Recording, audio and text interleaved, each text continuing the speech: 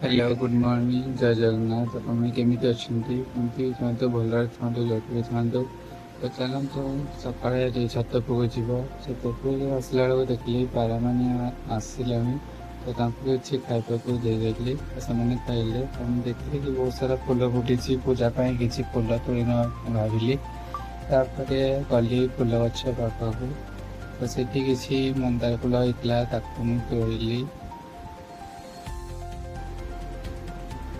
ତ ତାପରେ କିଛି ଧଳା ମନ୍ଦାର ବି ହେଇଥିଲା ତାକୁ ବି ମୁଁ ତୋଳିଲି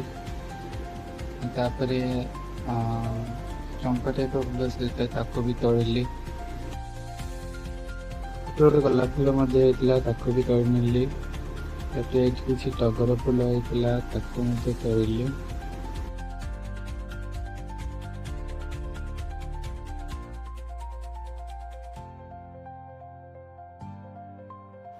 ଏଠି ବି କିଛି ଫୁଲ ଥିଲା ତାକୁ ବି ମୁଁ ତୋଳି ନେଲି ତାପରେ ଏଠି ନାଗ ଚମ୍ପା ଫୁଲ କିଛି ହେଇଥିଲା ତାକୁ ମଧ୍ୟ ତୋଳି ନେଲି ଦେଖୁଥିବେ ମର୍ଣ୍ଣିଂ ଟାଇମ୍ରେ ବହୁତ ଭଲ ଭାବରେ ଭ୍ୟୁ ଆସୁଛି ଚଢ଼େଇମାନେ ଉଡ଼ି ଯାଉଛନ୍ତି ବହୁତ ସୁନ୍ଦର ଲାଗୁଛି ମର୍ଣ୍ଣିଂ ଟାଇମ୍ଟା ଏବେ ତ ବର୍ଷା ପାଗ ମଧ୍ୟ ହେଇଛି ଏତେ ବି ଖରା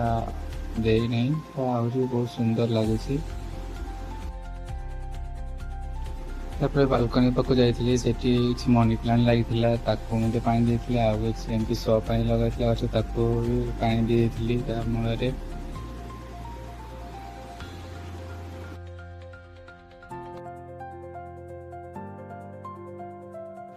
ତାପରେ ବାଲକୋନିରେ ଆସିକି ଟିକେ ବସି ଯାଇଥିଲି ତାପରେ ଦେଖୁଥିଲି ଚଢ଼େଇମାନେ କେମିତି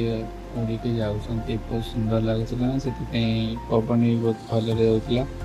ତ ସେଇଥିପାଇଁ ମୁଁ ଟିକେ ବସି ପଡ଼ିଥିଲି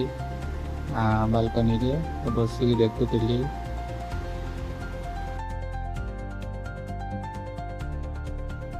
ତାପରେ ଟିକେ ମାର୍କେଟ ପଟେ ଯାଇଥିଲି ସକାଳ ଟାଇମ୍ରେ ମାର୍କେଟ ଖୋଲା ବି ହେଇନଥିଲା